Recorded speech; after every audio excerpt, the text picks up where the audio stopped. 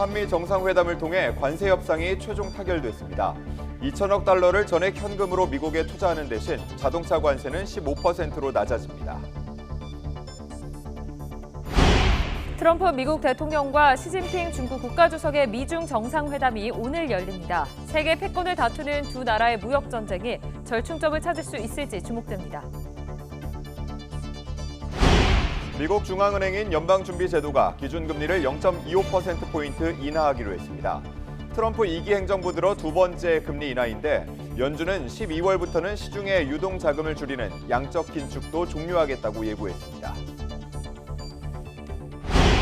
내란 특검이 국회 계엄 해제 표결을 방해한 의혹을 받는 국민의힘 추경호 의원을 오늘 소환합니다. 특검은 계엄 당일 추 의원이 의원 총회 장소를 잇따라 바꾼 이유를 집중 조사할 계획입니다.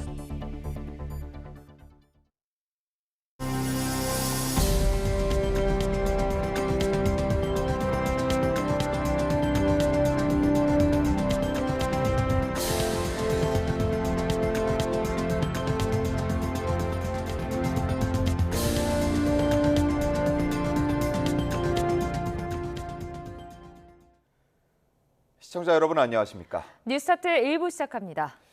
석 달간 치열한 줄다리기를 벌여온 한미 간 관세 협상이 극적으로 타결됐습니다. 대미 투자 3,500억 달러 가운데 2천억 달러를 현금으로 직접 투자하되 우리 외환시장 안전성을 고려해 10년간 나눠서 조달하기로 했습니다. 먼저 협상 경과와 합의 내용을 정인용 기자가 보도합니다. 지난 7월 30일 큰 틀에서 합의됐던 한미 관세 협상. 하지만 3,500억 달러 대미 투자 패키지 가운데 대출이나 보증, 현금 등 구체적인 투자 방식과 수익 배분 등이 미해결 과제로 남아 있었습니다. 조율 과정은 길어졌고 에이펙 계기 한미 정상회담에서 타결은 멀어지는 듯했습니다.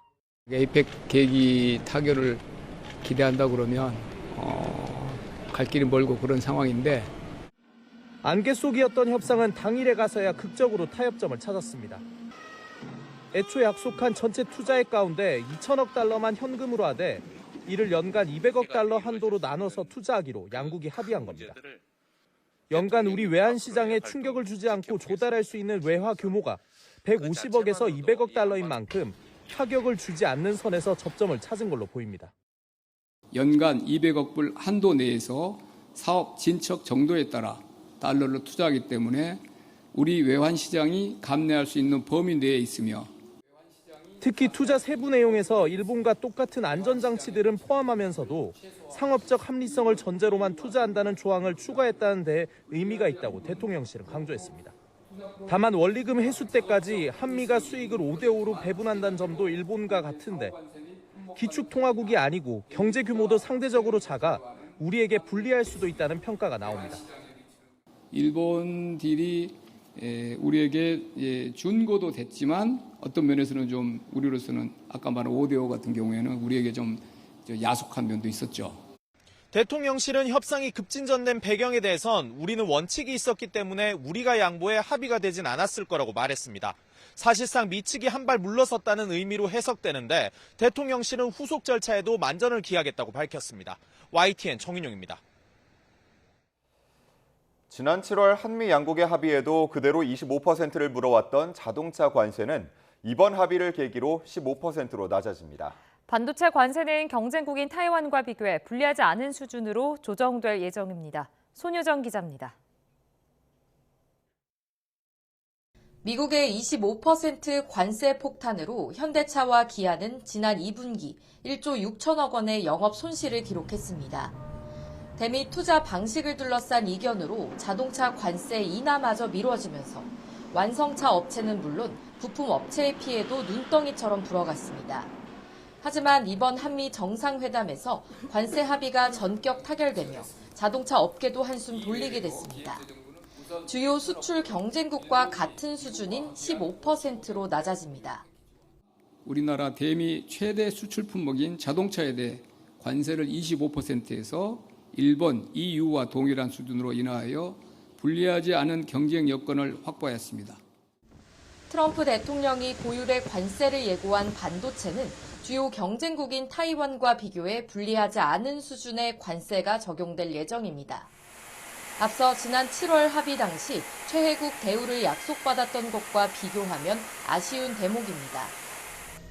지난 7월 양국의 합의 이후 15%로 부과되고 있는 상호 관세는 그대로 유지됩니다.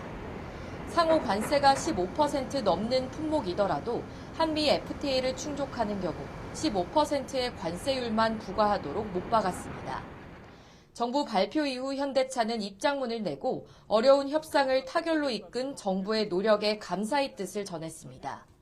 또 관세 영향을 최소화하기 위해 다각적인 대응 방안을 추진하고 경쟁력 강화와 기술 혁신을 통해 내실을 다져나가겠다고 밝혔습니다.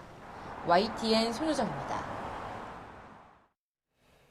트럼프 대통령은 한미 정상회담 이후 만찬장에서도 극진한 환대에 거듭 감사의 뜻을 표하며 한국과 매우 훌륭한 회담을 했다고 말했습니다. 백악관도 트럼프 대통령이 한국 국빈 방문 기간 수십억 달러의 거래를 성사시켰다며 투자 유치 성과를 상세히 발표했습니다. 박영진 기자가 보도합니다. 만찬장에서도 화기애애한 분위기는 계속됐습니다. 트럼프 대통령은 우리는 친구라며 특유의 친근한 화법으로 극진한 환대를 잊지 못할 거라고 말했고, To be the first president of the United States that got that was really something very special. So I appreciate it very much and I won't forget the trip. 한국과의 무역 협상에 대해서도 만족감을 표했습니다. And we had a tremendous meeting today with South Korea. 백악관도 투자 유치 성과를 상세히 소개했습니다. 대한항공이 362억 달러 규모의 보잉사 항공기 103대를 구매하고 미국 방산기업이 한국 공군의 새로운 공중 조기경보 통제 시스템 개발을 위해 23억 달러 규모의 계약을 체결한다고 전했습니다. 백악관은 한미 양국이 AI와 우주 등 기술 분야에서도 투자 계약을 맺었다고 밝혔습니다. 미국 아마존은 2031년까지 50억 달러를 투자해 한국의 클라우드 인프라를 구축할 예정이고, 또 나사의 달 탐사 프로젝트인 아르테미스 2호 임무에 한국 위성이 탑재돼 우주 방사선 측정에 나설 계획이라고 설명했습니다. 특히 중국과의 무역 협상에서 약점으로 지적돼 온 희토류 공급망과 관련해 양국은 민관 협력을 통해 핵심 광물 공급망을 안정화, 다변화하기로 약속했다고도 밝혔습니다. 한미 핵심 협력 사업으로 꼽히는 조선업 분야의 HD현대와 삼성중공업, 한화오션의 투자 계획도 소개했고, 트럼프 대통령의 역점 사업인 미국 내 에너지 개발 분야엔 한국가스공사가 연간 330만 톤 규모의 미국산 액화 천연가스를 구매하는 내용도 포함됐습니다. 이번에 백악관이 공개한 내용은 대부분 지난 8월 1차 한미 정상회담 과정에서 나온 우리 업계의 발표 내용과 중복됩니다. 백악관은 트럼프 대통령의 이번 국빈 방문이 한미 간 굳건한 동맹을 재확인하고 미국민들에게 실질적인 혜택을 가져다주고 있다고 자평했습니다. YTN 박영진입니다.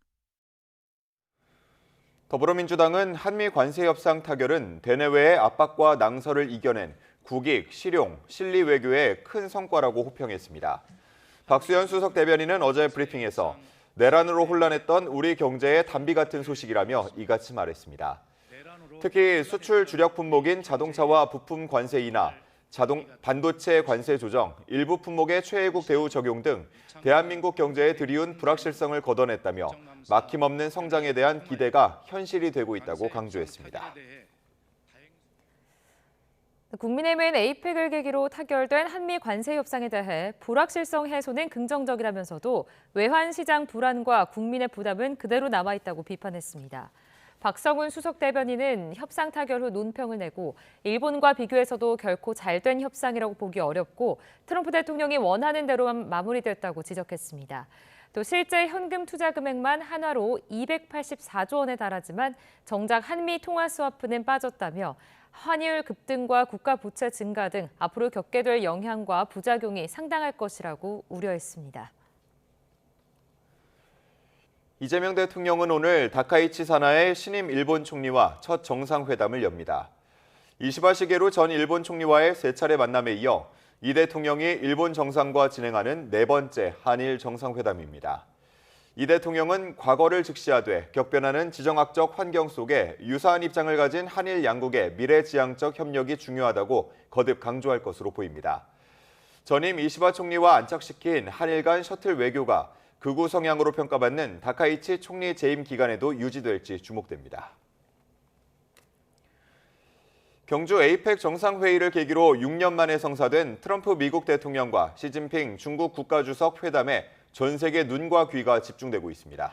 무역 긴장을 낮추기 위한 합의에 이를 가능성이 커진 가운데 무역 전쟁 휴전 선언 여부에 관심이 쏠립니다. 박광렬 기자가 보도합니다. 세계 패권을 다투는 트럼프 시진핑 두 정상 간 세계 담판이 오늘 열립니다. 2019년 일본 G20 정상회의 이후 6년 4개월 만이자 트럼프 2기 행정부 출범 뒤 처음인데 회담 장소는 양측 모두 관문으로 활용하는 김해 국제공항의 공군기지 내 접견장이 유력합니다. And I think it's going to work out very, very well for everybody. And I look forward to seeing him. And that was our focus really for this visit. 세계 경제 불확실성의 뇌관, 미중 무역 갈등의 쉼표가 찍힐지가 최대 관심사인데 앞서 협상을 통해 갈등 봉합에 일정 부분 공감대를 이뤘습니다. 중국은 히토류 수출 통제를 1년 유예하고 미국은 애초 다음 달 1일로 예고했던 중국산 수입품 100% 추가 관세 부과를 하지 않는 방식입니다. 形成了初步共识，下一步各自将会履行内部报批程序。 중국이 합성 마약인 펜타닐 제조 물질 수출을 강력히 통제하는 대신 미국은 중국산 제품에 부과하는 펜타닐 관세를 10%포인트까지 낮추고 중국의 미국산 대두 수입 재개 등이 회담 결과물에 담길 거란 관측도 나옵니다. We agreed that the Chinese would begin to help us with the precursor chemicals for this terrible fentanyl epidemic that's ravaging our country. 상대국 선박에 부과 중인 입항 수수료 인하, 대중국 소프트웨어 수출 통제를 포함한 대중 제재 조치 동결 역시 합의 목록 후보로 거론됩니다.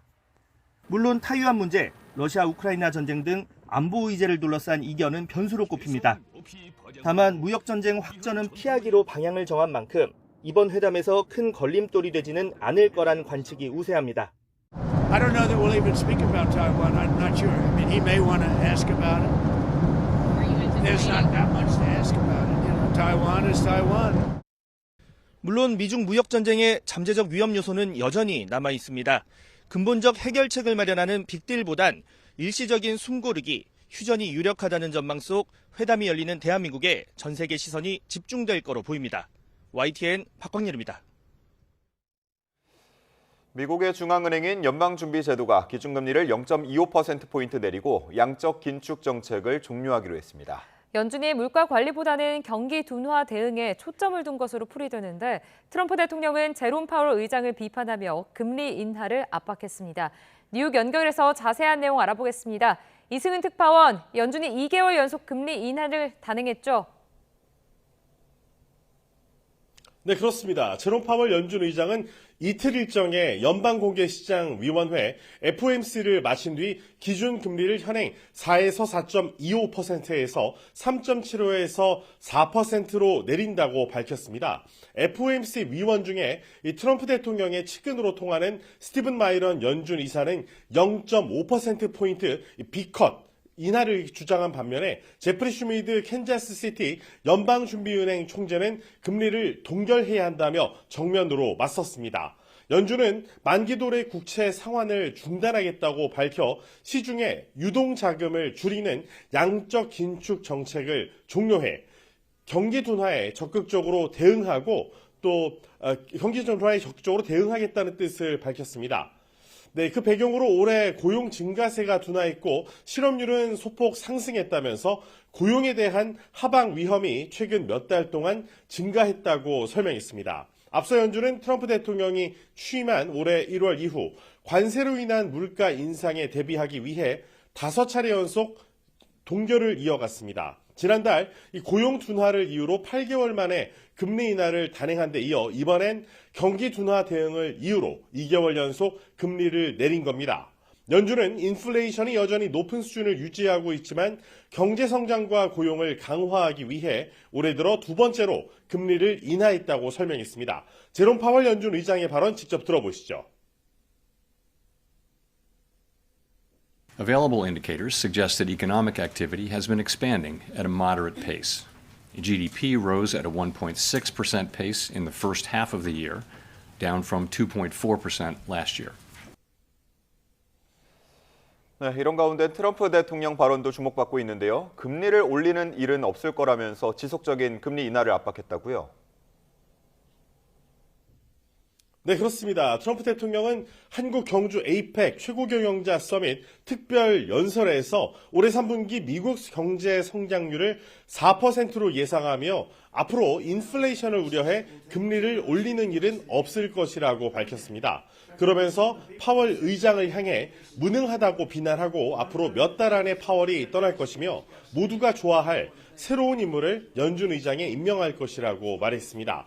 트럼프 대통령은 인플레이션 위험을 이유로 기준금리 인하에 적극적이지 않은 연준의 금리를 1% 수준으로 낮추라고 압박을 이어가고 있습니다. 연준에 대해 꾸준히 불만을 드러내온 트럼프 대통령은 내년 봄에 임기가 끝나는 정확히는 5월이죠.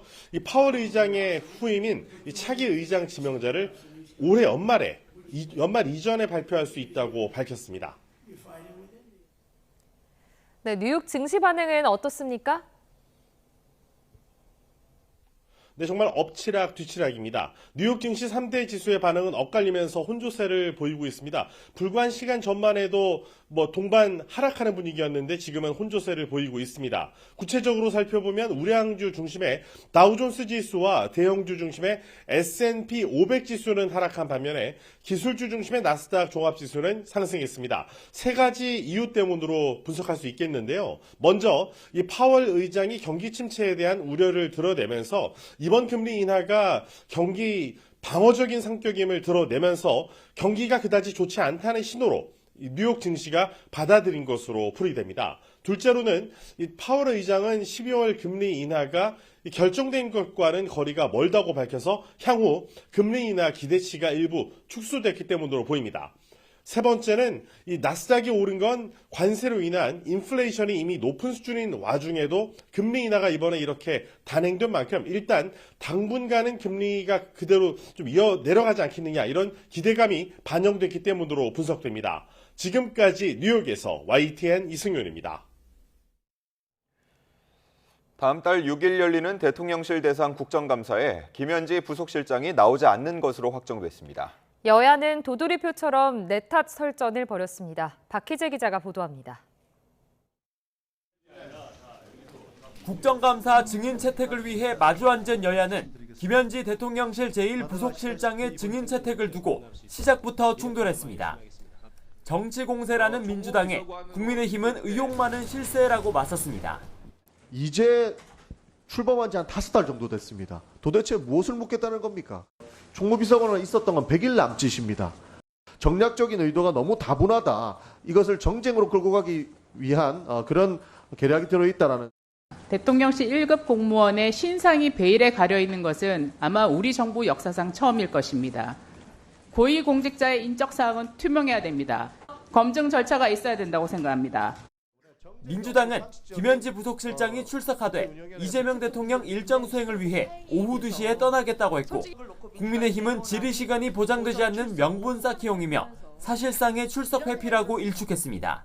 대통령 일정 때문에 불가피하게 중간에 이석하는 것을 양해해달라는 겁니다. 지금 김현지 실장 출석을 가로막는 것은 국민의힘이라 생각합니다. 김현지 증인 출석을 놓고 민주당이 내놓은 안이 오전 출석, 오후 불출석이라는데요. 아니 무슨 국감이 치킨입니까? 반반 출석하게? 여기에 내란 청산 국감을 외친 민주당이 윤석열 전 대통령 부부 등 전 정부 인사 50여 명을 증인으로 요구했고 국민의힘 역시 김현지 부속실장의 남편과 사퇴한 이상경 국토차관 등을 명단에 올리면서 여야는 한 발짝도 다가서지 못했습니다. 결국 다음 달 6일 운영위원회는 일반 증인과 참고인은 한 명도 부르지 않습니다. 강훈식 비서실장과 위성락 국가안보실장, 윤기천 현 총무비서관 등 기관 증인만 60여 명이 출동할 예정입니다.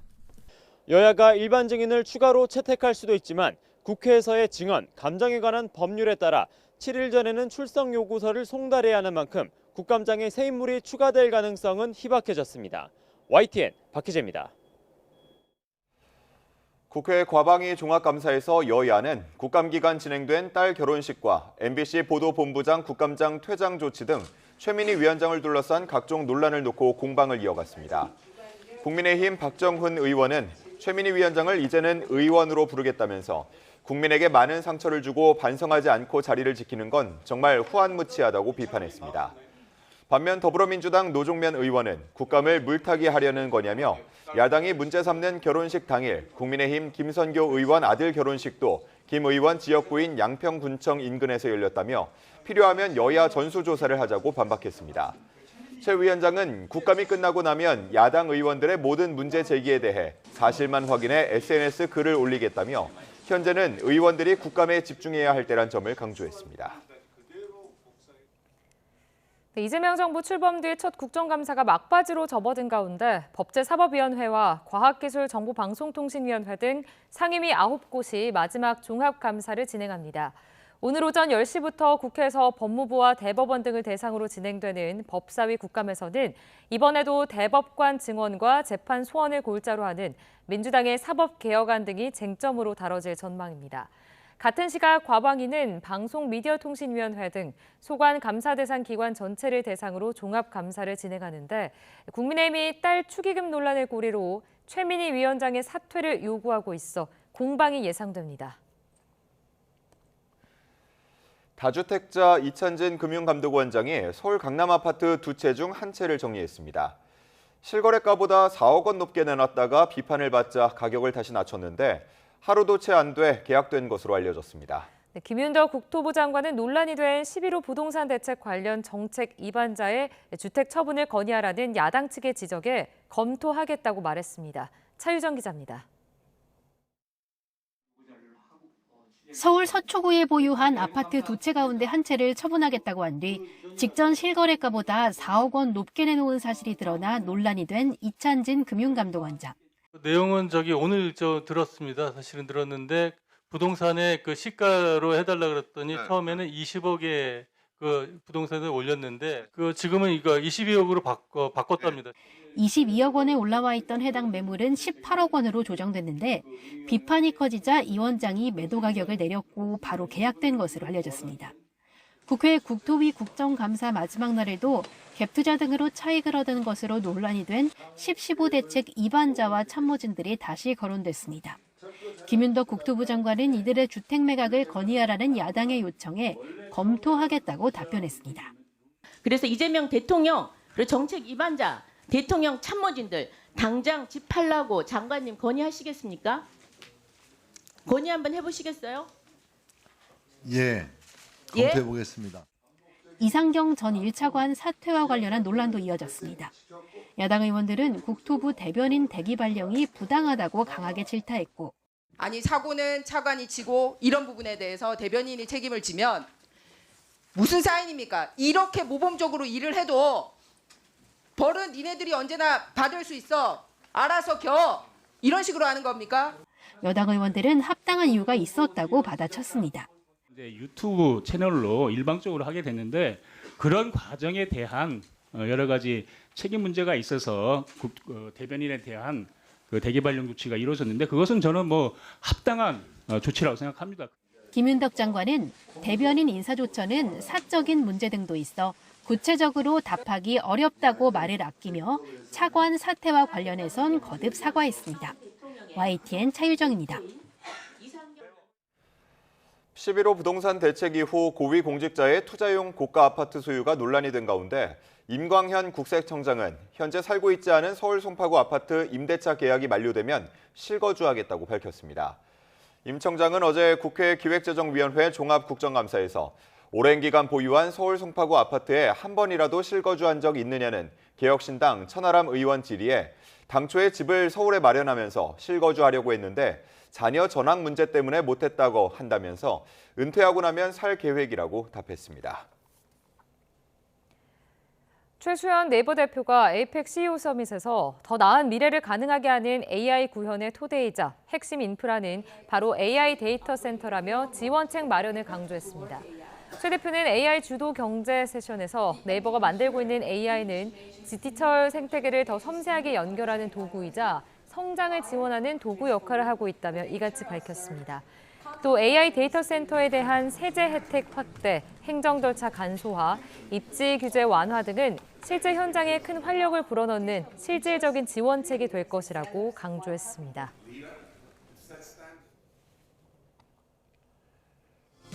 오늘의 주요 경제 일정입니다. 내일 에이펙 최고 경영자 서밋 기조연설을 할 예정인 젠슨왕 엔비디아 최고 경영자가 이재용 삼성전자 회장, 정의선 현대차그룹 회장 등과 서울에서 만찬 회동을 할 예정입니다. 최태원 SK그룹 회장도 합류할 가능성이 큽니다. 우리나라로 출발하기 앞서 젠슨왕 CEO는 한국을 방문할 때 한국 국민을 정말 기쁘게 해드릴 수 있는 발표가 있을 거라고 말했습니다. SK하이닉스가 어제 11조 원이 넘는 역대급 3분기 영업이익 실적을 발표한 가운데 삼성전자도 오늘 3분기 경영 실적을 확정 발표합니다.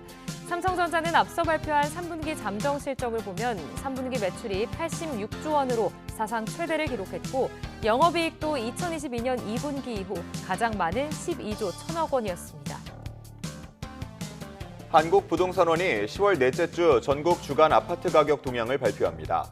앞서 11호 부동산 대책 발표 전후 동향이 담긴 셋째 주 집계에서는 막판 매수세가 몰리며 서울 아파트값이 여전히 큰 폭의 상승을 이어갔는데요. 규제 시행 이후 보합으로 전환됐는지 여부가 주목됩니다. 금융위원회가 장기 연체 채권을 매입 소각하는 배드뱅크인 새 도약기금의 1차 매입 결과와 앞으로의 추진 계획을 밝힙니다. 1차 매입 대상은 캠코와 국민행복기금이 보유한 장기 연체 채권으로 규모는 5조 4천억 원, 대상 인원은 34만 명입니다. 금융위는 연내 기초생활수급자 등 취약계층 채무 1조 1천억 원, 7만 명을 우선 소각할 예정입니다. 이태원 참사 3주기를 맞아 곳곳에서 추모 물결이 이어졌습니다. 시민들은 추모 문화제를 함께하고 참사 현장에 꽃을 놓으며 희생자들을 위로했습니다. 이현정 기자입니다. 어둠이 내려앉은 광장 위로 촛불을 든 시민들이 하나둘 모입니다. 이태원 참사 3주기를 맞아 희생자 159명을 기리는 문화제가 열렸습니다. 오늘 이태원 참사 3주기 맞이해서 3년, 30년 삶이 다하는 날까지 기억할 수 있도록. 해마다 이날이 오면 사랑하는 가족과 친구를 잃은 아픔은 더욱 사무칩니다. 꾹꾹 눌러 쓴 편지를 읽어내리며 잊지 않겠다고 다짐합니다. 가물가물하게 별빛이 빛날 때 그게 다 상은이 목소리 같고 상은이 얼굴 같습니다. 참사가 벌어졌던 골목길엔 어느새 하얀 국화가 수북이 쌓였습니다. 시민들은 벽을 따라 추모 메시지를 붙이고 국화를 놓으며 희생자들의 넋을 위로했습니다. 한참을 머물며 희생자들이 하늘에서는 더 이상 힘들지 않기를 간절히 빌어봅니다. 꼭 한번 와야겠다라는 생각을 했고 심정을 가깝게 느끼지는 못했던 게 참 와보니까 더 미안한 마음도 들고. 경기 수원에서도 추모제가 열려 참사를 기억하는 시민들의 발길이 이어졌습니다.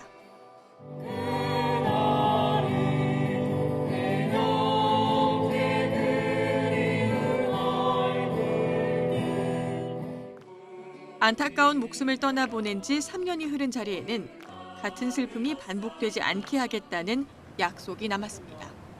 YTN 이현정입니다.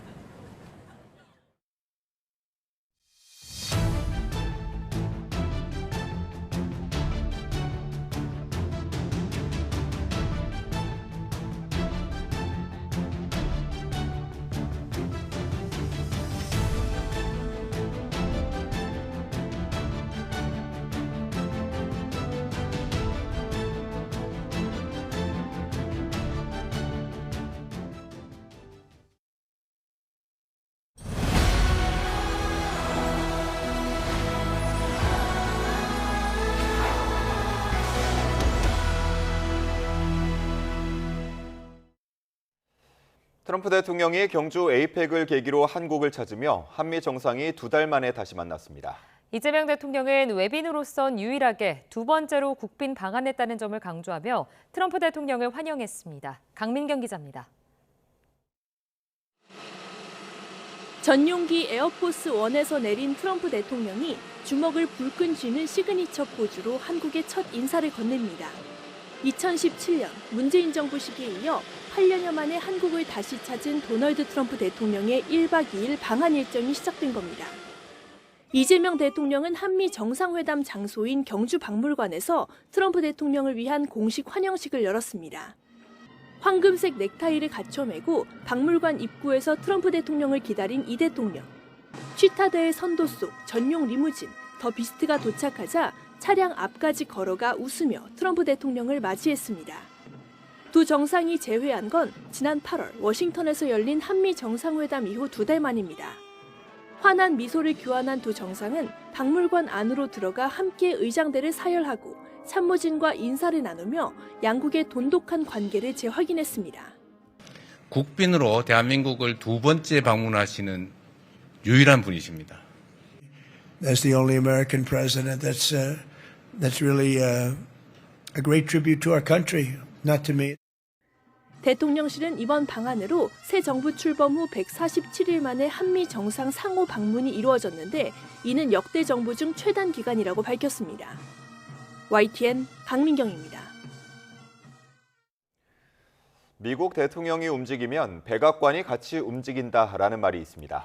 8년 만에 국빈 방한한 트럼프 대통령은 이번에도 전용기 에어포스1으로 부산에 도착해 전용 헬기 마린1으로 경주로 이동했고 또 행사 장소에는 전용 차량인 비스트를 타고 나타났습니다. 김정우 기자입니다. 부산 김해공항 활주로에 미 대통령 전용기이자 공군 1호기 에어포스1이 도착합니다. 에어포스1은 3층짜리 비행기로 회의실과 침실에 수술이 가능한 의료시설까지 갖췄습니다. 기내에서 모든 비상작전을 지휘할 수 있어서 하늘 위 백악관이라는 별칭이 붙었습니다. 공항에서 우리 정부 환영을 받은 트럼프 대통령은 곧바로 전용 헬기이자 미 해병 1호기 마린1에 올랐습니다. 대공 미사일 경보 시스템과 대탄도탄 방어 체계를 갖췄고 엔진이 3개여서 공격을 받아도 비행이 가능합니다. 방음 시설이 있어 안에서는 헬멧을 쓰지 않아도 대화를 나눌 수 있기도 합니다. 김해공항을 출발한 마린1이 80km를 날아 도착한 곳은 에이펙 정상회의가 열리는 경주 보문관광단지입니다. 이곳에서부터는 비스트라는 별명으로 자주 언급되는 전용 차량 캐딜락1이 트럼프 대통령을 책임집니다. 야수라는 별명답게 두꺼운 차체와 굵은 방탄 유리로 각종 공격에 견디고 대통령에게 수혈할 혈액까지 보관해 만일의 사태에 대비합니다. 전용기에서부터 전용 헬기와 전용 차량까지 외국이라고 해도 미국 대통령이 움직이면 백악관도 함께 움직인다는 말은 전혀 과장이 아닙니다. YTN 김종호입니다. 내란 특검이 국회의 계엄 해제 의결을 방해한 의혹을 받는 추경호 전 국민의힘 원내대표를 오늘 처음으로 소환합니다. 계엄 선포 뒤 의원들이 모일 장소를 잇따라 바꿨던 배경이 무엇인지 집중 조사가 이뤄질 전망입니다. 권준수 기자입니다. 내란 특검은 국민의힘 원내대표였던 추경호 의원에게 내란 중요임무 종사와 직권남용 혐의를 적용해 수사를 이어왔습니다. 계엄 당일 의원총회 장소를 국회와 당사 등으로 여러 차례 바꿔 소속 의원의 계엄 해제 표결 참여를 방해했다는 의혹 때문입니다.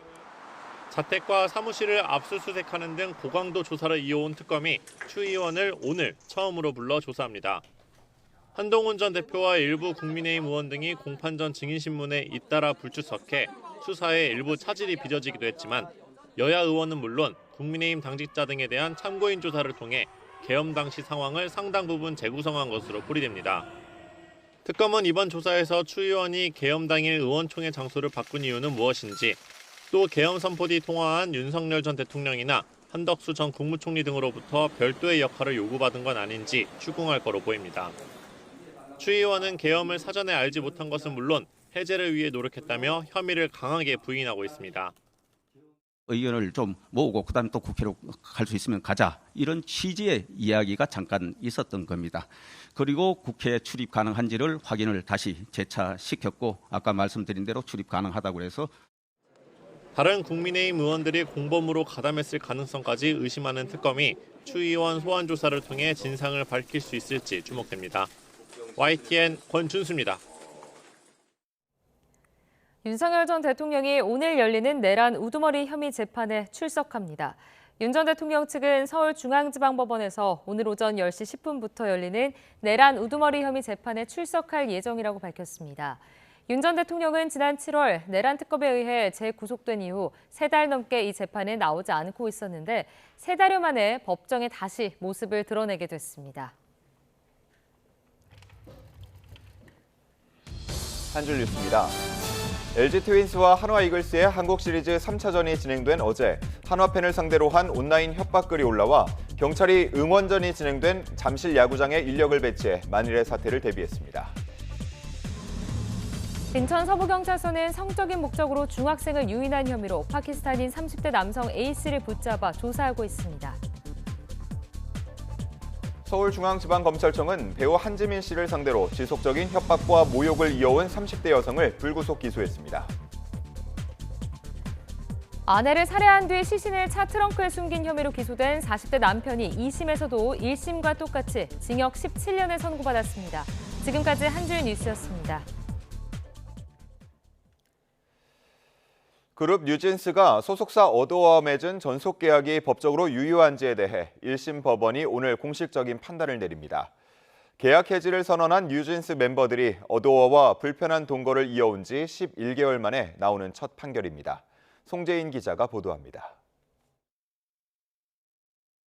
신뢰관계가 다 깨져버린 어도어에서 전속 계약을 유지해야 한다는 주장은 정말 저희로서 정말 받아들일 수 없습니다. 그로부터 장장 11개월가량 이어진 법적 분쟁이 오늘 첫 공식적인 결론을 맞습니다. 소속사 어도어가 뉴진스와 맺은 전속 계약이 법적으로 유효하다는 걸 확인해달라며 법원에 낸 소송의 1심 선고가 나오는 겁니다. 관련해 이제까지 나온 법원의 판단은 뉴진스 측에 그리 유리하지만은 않습니다. 어도어가 낸 가처분 신청을 받아들여 멤버들의 독자 활동에 제동을 걸었기 때문인데 당시 법원은 어도어가 중요 의무를 위반했다는 것도 그래서 계약의 근간인 신뢰관계를 파탄냈다는 것도 충분히 소명되지는 않았다고 봤습니다. 저희가 겪은 부당함에 대해서 제대로 설명을 드릴 수 있었던 것 같아서 후회는 없습니다. 법원이 본안 선고에서도 전속 계약이 유효하다고 판단할 경우 뉴진스 멤버들은 남은 계약 기간 어도어를 떠나 활동할 수 없게 됩니다. 이제까지 입장을 보면 극적 화해를 통해 어도어 소속 아티스트로서 활동을 재개하기보다는 2심에서 다시 다퉈보기를 선택할 가능성이 큰데 그만큼 뉴진스의 활동 공백은 더 길어질 수밖에 없습니다. 반대로 법원이 멤버들의 손을 들어주면 비로소 독자 활동의 길이 열리지만 이 경우에도 어도어가 항소할 걸로 보이는 건 마찬가지입니다. 만약 전속 계약이 더는 유효하지 않다는 판결이 확정되면 뉴진스는 새 둥지를 찾을 수 있는데 관심은 역시 민희진 전 대표와 다시 뭉칠지입니다. 선고를 불과 며칠 앞두고 민 전 대표가 새 기획사를 차린 사실을 공개하면서 뉴진스와 재결합할 가능성에 대한 관심은 더 커졌습니다. 이번 사건은 뉴진스의 활동뿐 아니라 기획사와 아티스트의 권리 문제도 얽혀 있는 만큼 K-팝 업계도 법원의 판단을 주목하고 있습니다. YTN 송재인입니다.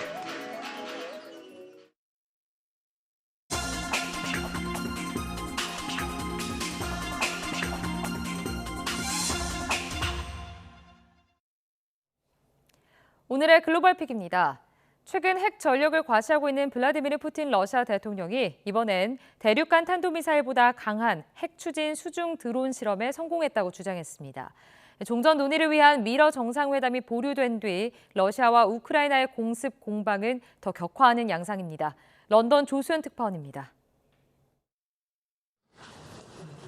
푸틴 러시아 대통령이 우크라이나 전쟁에서 다친 군인들을 만나기 위해 군 병원을 찾았습니다. 이 자리에서 푸틴은 핵동력 시설을 이용해 수중 드론 포세이돈 실험을 진행했다고 밝혔습니다.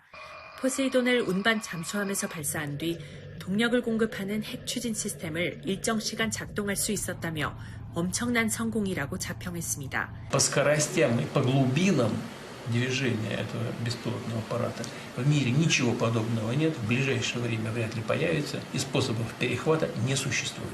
푸틴 대통령은 포세이돈의 위력이 차세대 대륙간 탄도미사일 사르마트를 능가한다며 사르마트는 조만간 전투 임무에 투입될 것이라고 예고했습니다. 사르마트는 한 번에 10개에서 15개의 핵탄두를 탑재할 수 있고 사거리가 18,000km에 달해 미국 본토까지 타격할 수 있습니다. 푸틴은 종전 논의를 위한 미러 정상회담이 보류되고 미국이 러시아에 추가 제재를 가한 뒤 핵전력을 계속 과시하고 있는데 미국에 보내는 메시지로도 해석됩니다. 또 전반적인 전황이 러시아에 유리하게 돌아가고 있다며 우크라이나 동부 핵심 도시 2곳을 포위했다고 주장했는데 우크라이나는 사실이 아니라고 부인했습니다. 양측은 지난 하루 사이 각각 100대가 넘는 드론으로 상대방의 영토를 공격했습니다. 우크라이나 하르키우에선 4명이 다쳤고 헤르손 지역에선 병원이 공격을 받아 피해가 잇따랐습니다. 4 постраждалих, 1 дитина і троє співробітників. Одного стан важкий. 러시아에서는 에너지와 산업시설 여러 곳이 공격받았고 드론 일부가 모스크바주로 향하면서 공항 3곳이 일시 폐쇄됐습니다. 겨울을 앞두고 러시아와 우크라이나는 서로의 에너지 시설을 향한 공세를 더욱 강화할 전망입니다. 런던에서 YTN 조수연입니다. 이스라엘이 팔레스타인 무장정파 하마스의 휴전 합의 위반을 이유로 공습을 재개한 지 하루 만인 현지 시간 29일 휴전 이행 재개를 선언했습니다. 이스라엘군은 성명에서 정치권의 지시에 따라 군은 일련의 공습으로 수십 개 테러 목표물과 테러리스트를 타격한 후 휴전을 다시 이행하기 시작했다고 밝혔습니다. 이어 휴전 합의를 계속 준수할 것이며 어떠한 위반 행위에도 단호하게 대응하겠다고 강조했습니다. 도널드 트럼프 미국 대통령은 29일 미 헌법이 금지하는 3선 도전과 관련해 출마가 허용되지 않는다는 것이 꽤 확실하다고 말했습니다. 아시아를 순방하고 있는 트럼프 대통령은 일본 도쿄에서 한국 김해공항으로 향하는 전용기 내에서 기자들의 관련 질문에 내 지지율은 지금까지 중 최고치를 찍고 있다. 안타깝다면서 이같이 밝혔습니다. 다만 트럼프 대통령은 어떻게 될지는 지켜보자고 덧붙여 여지를 남겼습니다. 지금까지 글로벌 픽이었습니다. 8월 출생아가 1년 전보다 3.8%, 혼인 건수는 11% 증가했습니다. 국가데이터처가 발표한 8월 인구 동향에 따르면 8월 출생아 수는 2만 867명으로 전년 동월 대비 764명, 3.8% 늘었습니다. 출생아는 지난해 7월 이후 14개월 연속으로 증가세가 이어졌습니다. 8월 합계 출산율은 0.77명으로 0.02명 증가했습니다. 혼인은 19,449건으로 1,922건, 11% 늘었습니다. 박종범 세계한인경제무역협회 월드옥타 회장이 연임에 성공했습니다. 박 회장은 어제 오후 월드옥타 이사회에서 치러진 제23대 회장 선거에서 투표 참여자 365명 중 186명, 51%의 지지를 얻어 회장에 당선됐습니다. 월드옥타 회장이 연임한 것은 44년 역사상 이번이 처음인데 박 회장은 앞으로 2년 동안 월드옥타를 더 이끌어가게 됩니다. 오늘은 완연한 늦가을 날씨를 즐길 수 있겠습니다. 오늘 아침 서울과 부산의 기온은 10도 안팎으로 쌀쌀한데요. 낮에는 기온이 10도가량 크게 올라 선선하겠고 일교차가 무척 크겠습니다. 오후부터 하늘에는 점차 구름량이 늘겠습니다. 오전까지 중부 내륙과 경북 내륙에는 매우 짙은 안개가 예상돼 교통안전에 주의하셔야겠습니다. 현재 기온은 서울이 8.3도, 대구 5도, 광주는 7.2도를 보이고 있습니다. 낮이 되면 전국이 20도 안팎까지 오르겠습니다. 주말까지 이맘때 늦가을 날씨가 이어지겠지만 내일 밤사이 중부와 호남, 제주도를 중심으로는 비가 내리겠습니다. 에이펙 정상회의가 진행되는 경북 경주도 이맘때 기온을 보이는 가운데 일교차가 크겠습니다.